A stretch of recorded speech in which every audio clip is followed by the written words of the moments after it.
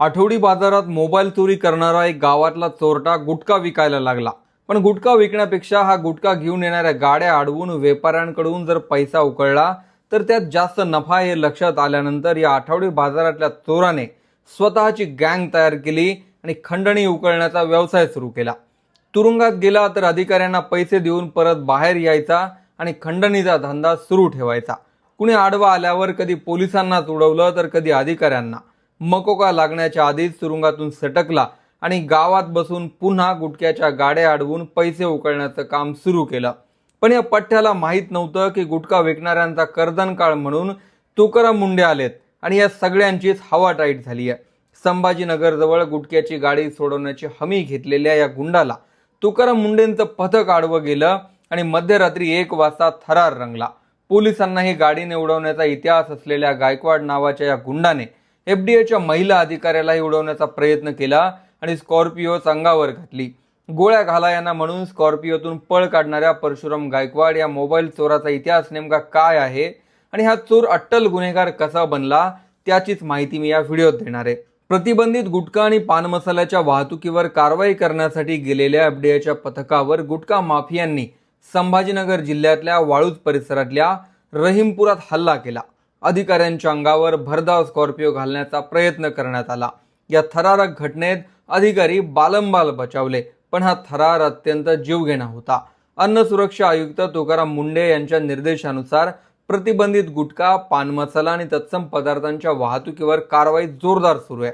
त्यानुसार 9 जूनला मध्यरात्री 1च्या सुमारास पथक गोपनीय माहितीच्या आधारावर रहीमपूरच्या जेके रोलर फ्लोर मिल समोरच्या रस्त्यावर पोहोचला। इथे उभा असलेल्या MH16 CD 8296 क्रमांकाच्या आयशर ट्रकची तपासणी केल्यावर त्यात 25 मोठी पोती गुटखा आढळून आला। पथकाने तत्काळ वाळूज पोलिसांकडे संरक्षणाची मागणी केली, मात्र पोलीस पोहोचण्यापूर्वीच विना नंबर काळ्या स्कॉर्पिओमधून 5 ते 6 जण घटनास्थळी आले।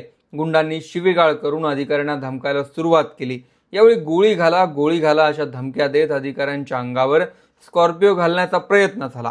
जीव वाचवण्यासाठी काही अधिकारी जवळच्याच मंदिरामागे लपले, तर अन्न सुरक्षा अधिकारी प्रज्ञा सुरसे यांचा आरोपींनी पाठलाग करून त्यांच्याही अंगावर वाहन घालण्याचा प्रयत्न केला।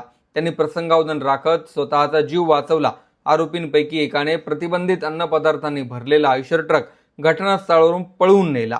त्यानंतर स्कॉर्पिओ सुद्धा ट्रकच्या मागोमाग निघून गेली।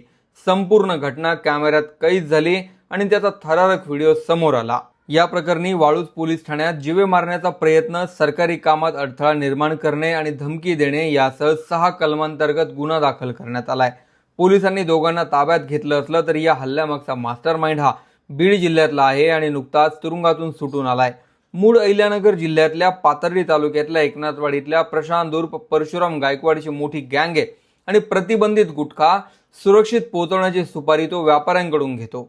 वयाच्या 12व्या वर्षापासून मोबाईल चोर अशी ओळख मिळवलेला परशुराम सुरुवातीला एकनाथवाडी आणि आसपासच्या गावांमध्ये ज्या आठवडी बाजार भरतात तिथे मोबाईल आणि पॉकेट मारणं अशा चोरी करायचा।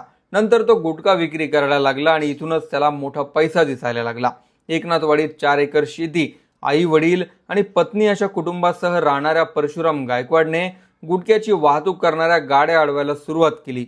या गाड्या अडवायच्या आणि नंतर सोडवण्याच्या बदल्यात व्यापाऱ्यांकडून लाखोंची खंडणी घ्यायची असा व्यवसाय सुरू केला।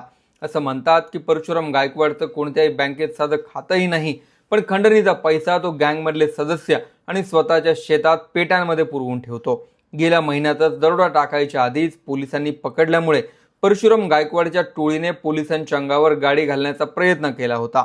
या गायकवाडने काही महिन्यांपूर्वी बीडमध्ये एका तरुणाला स्कॉर्पिओ खाली चिरडून मारलं आणि त्यानंतर तो तुरुंगात होता।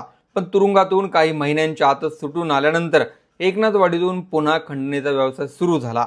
मूळ पाथर्डी तालुक्यातला गायकवाड बीडमधून गँग चालवतो, पण तरुणाच्या हत्येनंतर तो पुन्हा गावात स्थायिक झाला होता।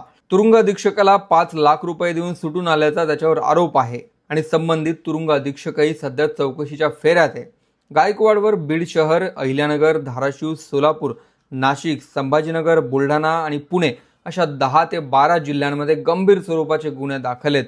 दूध भेसळखोरांसोबतच एफडीए कडून सध्या गुटखा माफियांवर धाडसत्र सुरू आहे आणि राज्यभरातलं मोठं नेटवर्क एकनाथवाडीतला हा गुंड सांभाळतो, ज्यात खंडणी घेऊन वाहतूक सुरळीत करून देणं ही त्याची जबाबदारी आहे। गेल्या महिन्यातच गायकवाडने पाथर्डी तालुक्यातल्या मुंगसवाडे इथल्या एका हॉटेल व्यावसायिकाला गन पॉइंटवर ठेवून खंडणी मागितली होती।